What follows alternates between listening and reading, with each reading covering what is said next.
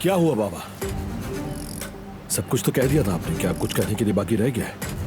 बल्कि मैं तो कहता हूँ कि समंदर के किनारे बैठकर आराम से बातें करते हैं, क्या ख्याल है?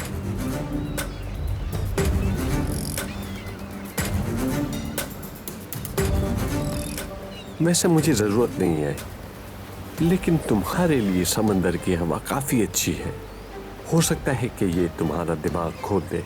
प्लीज दोबारा शुरू मत हो जाइएगा बाबा।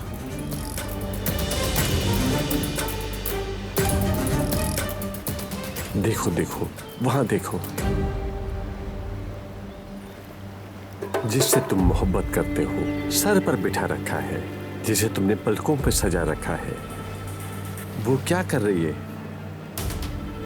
किसके साथ बातें कर रही है? देखोगे तो समझोगे ना, शायद दिमाग खुल जाए तुम्हारा। तो आपके कहने का मतलब है कि गुल मुझे धोखा दे रही है, वो भी दारिया के साथ मिलके? अभी तुमने कुछ नहीं देखा बेटा। थोड़ी देर में जो यहाँ पर होने वाला है उसे देखकर तुम्हें अपने आप पर अफसोस होगा और कहोगे कि क्यों मैं अपने बाप के खिलाफ खड़ा हो गया।